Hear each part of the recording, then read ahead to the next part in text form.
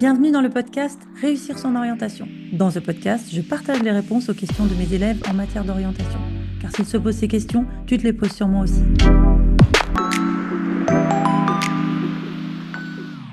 On va commencer 2026 en parlant de cinéma.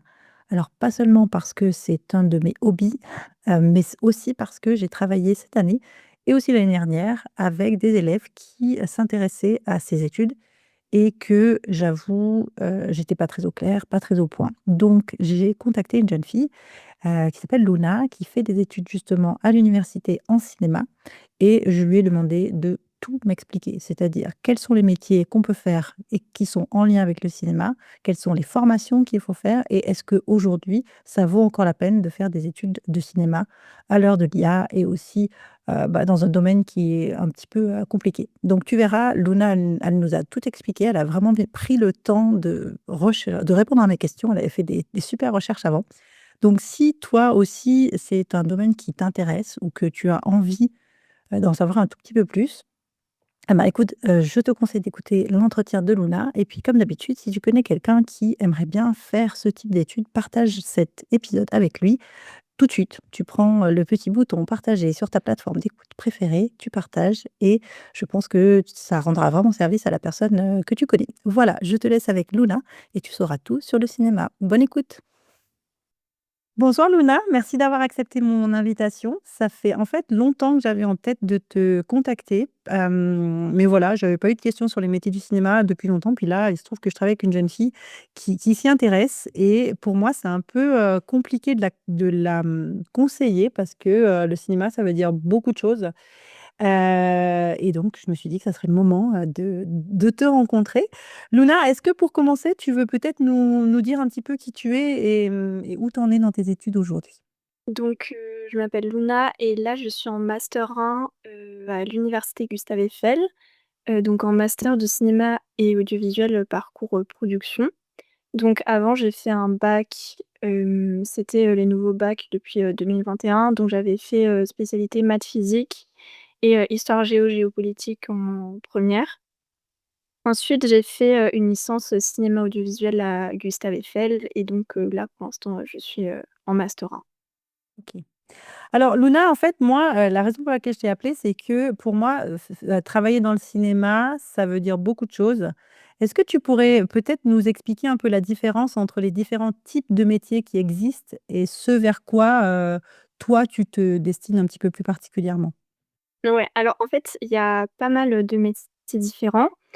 Donc il y a, tout ce qui est métier technique. Donc moi, ce que j'aimerais faire, par exemple, c'est chef opératrice. Donc c'est, tout ce qui est image, dans le cinéma, image, lumière, couleur, cadre et cetera. Donc ça, c'est les métiers techniques. Il y a, par exemple, le métier, d'ingénieur du son, tout ce qui est assistant caméra, beaucoup de métiers techniques qui sont, surtout sur les tournages ou aussi au montage et cetera. Après, il y a les métiers de la mise en scène. Donc par exemple, la réalisation, les assistants réalisateurs, le métier de script. Il y a les métiers, de la production, donc tout ce qui est, dans les boîtes de production ou dans la production, sur les tournages et il y a des métiers un peu plus littéraires, par exemple scénariste ou alors, les métiers de critique, de chercheur et cetera. Je pense que je n'en oublie pas, mais en gros, moi, c'est ce que je vois comme, métiers principaux. Et tu pourrais peut-être nous les expliquer, un peu dans la logique et puis nous enfin de voilà, il y a quelqu'un qui a une idée de faire un film jusqu'à le film est arrivé et par exemple, tu vois, même moi, je la différence entre un réalisateur, un producteur, pour toi, c'est clair, pour nous, pas trop. Donc est-ce que tu peux peut-être nous reprendre ça un peu dans l'ordre chronologique? C'est peut-être plus simple à comprendre. OK, alors je vais essayer de rien oublier parce qu'il y a vraiment beaucoup de choses. Généralement, il y a un scénariste qui parfois est la même personne que la personne qui réalise ou, parfois ils sont plusieurs et il y en a un qui va réaliser. Donc un scénariste, qui, écrit et ensuite, ça c'est toute l'étape de l'écriture et ensuite, va y avoir une boîte de production, donc qui peut aussi gérer l'écriture, ça dépend des projets. Enfin qui peut déjà être présente au moment de l'écriture ou qui peut être présente après.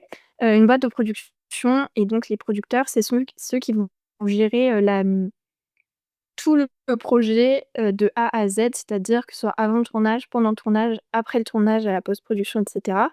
C'est eux qui vont, vraiment, s'occuper du fait que le projet, soit, vraiment mis à bien. Donc ça, c'est les producteurs et c'est, ceux qui, cherchent des financements pour les films, par exemple et ceux, qui aussi ils peuvent aussi dialoguer, avoir un dialogue artistique avec le réalisateur.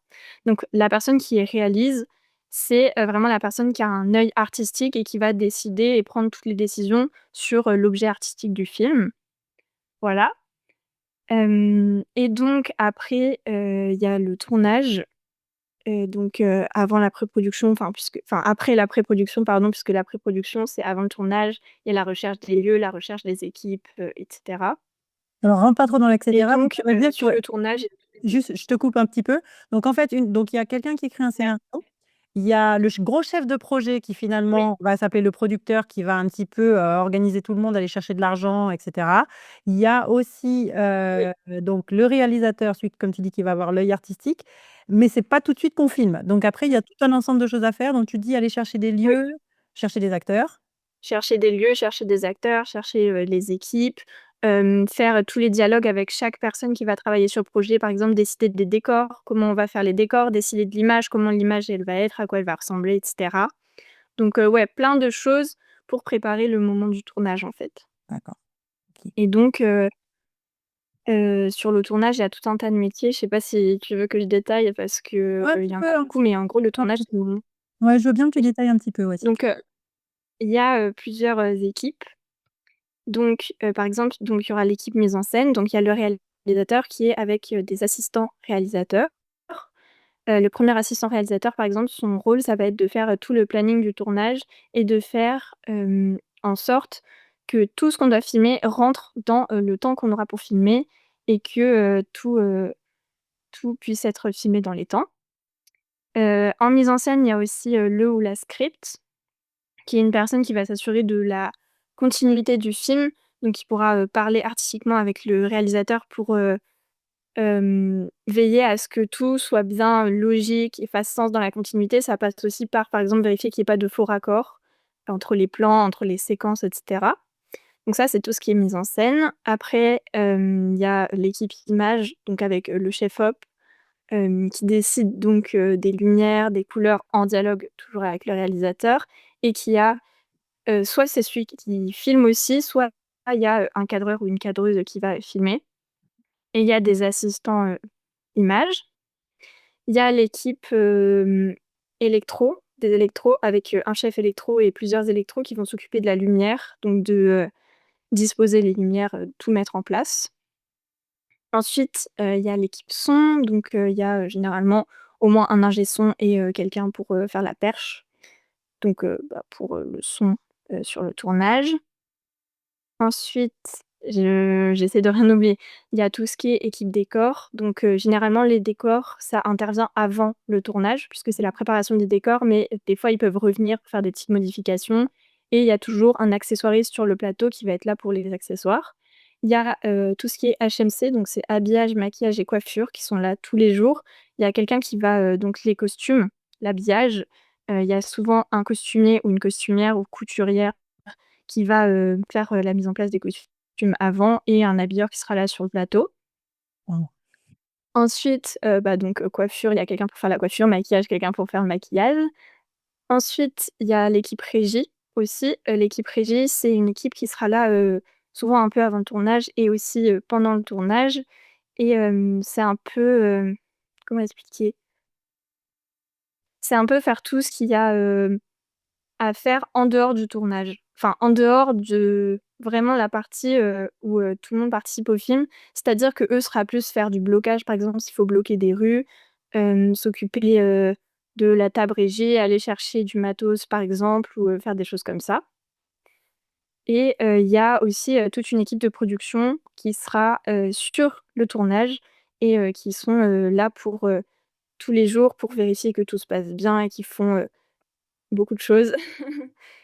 Qui, s'occupe des contrats, qui s'occupe, que les techniciens soient payés, hem et cetera. Ouais, ça c'est Voilà, j'espère que j'oublie personne. la partie un peu plus administrative, en fait. Ouais, voilà, c'est ça, exactement. C'est la partie administrative et donc ça, c'est tout, toutes les personnes qui sont présentes sur le tournage et donc après, il y a la post-production et là interviennent, monteur, étalonneur, monteur son et mixeur son. Voilà. Et puis j'imagine qu'il y a aussi toute une partie de commercialisation parce qu'un film, si ça reste juste, dans une boîte et qu'il y a pas forcément s'il y a pas forcément personne ne peut le voir, bah, c'est pas donc là, c'est plutôt quel type de métier qu'on va avoir pour que le film passe de l'entreprise de production jusque dans nos cinémas où on va les voir? Donc oui, il y a la production, la distribution et l'exploitation. Donc la production, c'est donc ceux vraiment, comme je disais, qui sont là pour, toute la conception du film. Ensuite, les distributeurs, c'est, ceux qui ensuite vont, choisir du nombre de copies, du film qui vont être, réparties en France, en quelle langue, si c'est pas des films français, par exemple, dans quel cinéma ça va être réparti et qui vont aussi, bah, beaucoup parler du marketing, quelles affiches, quelles bandes annonces, pourquoi et cetera. Et qui vont donc faire la promotion du film et après les exploitants, c'est ceux qui travaillent en salle ou qui travaillent, en festival. D'accord, OK. Alors Voilà. pour faire ces types de métiers, il y a plein de formations qui existent, d'accord? Est-ce que tu peux nous parler un petit peu des grandes Ouais. familles de formations que tu connais? Alors, il y en a pas mal. Il y a les formations publiques, les formations privées, il y a les écoles, il y a la fac et cetera. Donc moi, personnellement, ce que j'ai fait, c'est à la fac, c'est une licence et puis un master. Les licences sont toutes assez différentes. Globalement, les licences, c'est plutôt théorique et ça va être plutôt de l'histoire du cinéma, de l'analyse filmique et cetera. Ce qui est bien, c'est que c'est à la fac, donc c'est gratuit et c'est assez, général sur le cinéma. Personnellement, la mienne, celle où j'étais, il y avait pas mal de pratiques, mais globalement, la plupart n'ont pas beaucoup de pratiques, de ce dont enfin, par rapport à ce dont j'ai entendu parler moi. Je pense qu'il y en a 2 en France où il y a un peu de pratique, c'est Gustave Eiffel et peut-être Paris 8. Les autres, je connais pas trop, mais globalement, on m'a dit que c'était plutôt très théorique et ensuite, donc dans la poursuite de ces licences, il y a les masters. Les masters qui sont donc plus spécialisants, mais qui restent aussi pour, des métiers qui vont être, plus littéraires, des métiers de recherche, des métiers de production aussi et il y a des masters réalisation, mais je sais pas trop où ça débouche honnêtement. Voilà et il y a aussi des masters, en scénario, mais ça je connais pas trop. OK, Ensuite, pour les métiers, plus techniques, donc il y aura le BTS. Ça, je connais pas énormément, mais je sais que c'est pour les métiers très techniques, genre métier de l'image, métier du son et ça, c'est vraiment très spécialisé et ensuite, on a les écoles, donc les écoles qui sont aussi pour les métiers techniques la plupart du temps, même si parfois enfin, il y a aussi des parcours production, des parcours scénario et cetera, mais ça va être très spécialisant. Donc il y a les écoles privées, la plupart, c'est après le bac. La qualité dépend vachement des écoles, j'ai l'impression. Ça permet, bah, d'apprendre, pas mal de choses et d'avoir des contacts surtout et il y a les écoles publiques. En France, on n'a pas beaucoup, c'est des écoles qui sont très sélectives et la plupart sont accessibles à bac+2 seulement, sauf la Cinéfabrique qui est à Lyon et Marseille qui elle est accessible dès 18 ans, il y a pas besoin d'avoir le bac, si j'ai bien compris et du coup pour les écoles publiques, donc il y a Louis Lumière, la Fémis et la Satis et je crois qu'il y a un truc à Toulouse, mais ça je connais pas trop. Et donc pour rentrer dans ces écoles publiques, il faut avoir un bac+2 et c'est sur concours et souvent c'est des gens qui ont des parcours très différents. Donc des gens qui viennent de BTS, des gens qui viennent de licence, des gens qui viennent aussi de prépa parce qu'il y a autre chose qui existe, mais qui est assez rare. Il y en a 2 je crois en France, il y en a une peut-être publique, peut-être une autre privée. C'est des prépas cinéma qui préparent spécifiquement au concours de ces écoles-là. Voilà. d'accord et des concours qui sont très difficiles, hein? Ouais, c'est bah, par exemple la Lumière, c'est à peu près 3 si je me trompe pas d'admission. La Satis, je sais pas, je pense que c'est un petit peu moins compliqué et la Cinéfabrique, je sais pas, mais c'est très sélectif aussi. D'accord, OK et tu sais sur quoi ils sélectionnent? Alors, ça dépend beaucoup, beaucoup des écoles. Pour parler de Lumière, parce que du coup, j'ai passé le concours, jusqu'à un peu loin l'année dernière. Lumière, c'est, il y a 3, il y a 3 départements. Le département cinéma, c'est pour faire soit de la mise en scène, soit de l'image. Le département son, pour faire, du son et le département photo pour faire de la photographie. Donc moi, j'avais tenté le concours cinéma pour faire de l'image et donc c'est un concours qui est basé à la fois sur, le côté très artistique et un côté très technique et scientifique. Donc par exemple, la première épreuve, c'était, un exercice photo à faire et plus répondre à des questions sur notre parcours. La deuxième étape, c'était, une analyse chimique, une épreuve d'analyse chimique et une épreuve de sciences. Donc sciences, c'était maths, physique à peu près niveau, terminale. Donc en ayant fait la spécialité, enfin, faut le retravailler et cetera, mais c'est pas impossible. Et ensuite, il y avait 3 oraux, un oral de sciences, un oral, de motivation et de culture cinématographique et un oral, qui s'appelait art et culture où il me faisait un petit exercice pratique et où il posait des questions, en plus, et c'est des questions qui sont souvent basées sur les étapes, d'avant, par exemple les photos qu'on a faites. Donc voilà. La Satis, c'est aussi une école où c'est beaucoup basé sur, la science et heu, l'artistique. Donc le Lumière et la Satis, c'est un peu le même genre d'attendu. La Fémis, je saurais pas te dire. J'ai passé le concours, je ne sais pas sur quoi ils sectionnent. C'est très sur la personnalité OK, et la Cinéfabrique, c'est un peu très sur la personnalité aussi, mais c'est pas la même chose que la Fémis, j'ai l'impression quand même. d'accord. Voilà. Et justement, quand on parle du parcours, est-ce que tu as l'impression qu'avoir un parcours extrascolaire, riche, faire du cinéma déjà, des films, participer à des festivals, tout ça, ça compte ou alors, c'est du détail? Je pense que si on parle de Parcoursup, déjà, à la base, je pense que ça compte. Je sais que bon, il y a des formations qui lisent pas tout, il y a des formations qui lisent tout. Nous, ils nous ont dit qu'ils lisaient, ce qu'on avait fait, donc je pense que ça compte d'avoir fait des choses à côté. Avoir fait, par exemple, aussi, bah, ça, c'est pas extrascolaire, mais la spécialité cinéma, je pense que c'est aussi un bon point. Mais après, il y en a pas dans tous les lycées. Hem et ensuite, évidemment, pour les concours des écoles publiques, il faut avoir fait des choses parce qu'ils posent des questions sur ce qu'on a fait, sur ce qu'on aime faire et ils posent aussi des questions pratiques, donc dans tous les cas, faut avoir, oui, faut avoir, fait des choses et puis même pour se tester et pour savoir ce qu'on aime, c'est bien de participer à des courts métrages, et cetera. D'accord. Et une question aussi, je pense que là, c'est peut-être plus bon les enfants, mais aussi les parents qui vont nous poser, après une licence, voire même enfin un master, on trouve, il y a du boulot, c'est compliqué, c'est bon, ça tu sais rien parce que pour l'instant tu commences ton master, mais de ce qu'on t'a dit par rapport, à la Ouais. après, qu'est-ce que tu penses toi? Bah, justement, c'est quand même assez flou. Je sais bon, les écoles publiques, pour moi, c'est, la voie un peu, qui permet vraiment d'avoir du boulot. Visiblement, les écoles privées permettent d'avoir du boulot, je pense que ça dépend lesquelles et puis, comme il y a souvent beaucoup de contacts et beaucoup de stages en école privée, ça permet, quand même de s'insérer un peu. Après les masters, je ne sais pas, je pense que ça dépend des masters. J'ai pas envie de dire de bêtises, j'ai l'impression quand même en production, ça peut peut-être être un peu plus simple que, par exemple, en scénario parce que, par exemple, pour faire du scénario, de la réalisation, c'est un peu dur de se lancer comme ça. Ouais. Mais donc ouais, l'après est assez flou. Je pense que les écoles, garantissent peut-être, un après un peu plus, clair Bon, d'un autre et les côté BTS, aussi.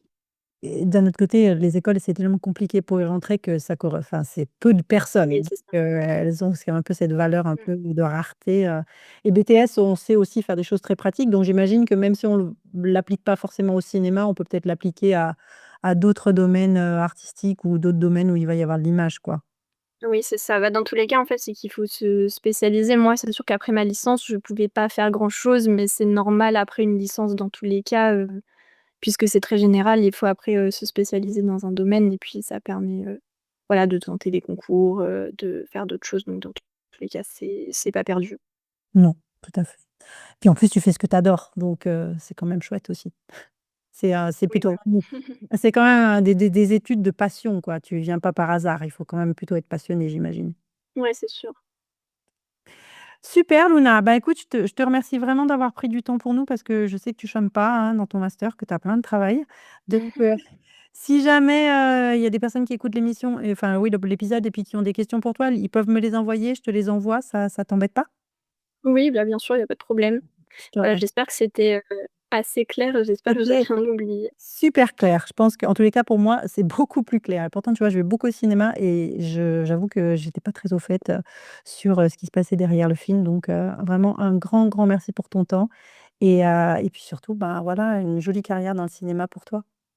Merci, c'est gentil. À bientôt Luna, merci.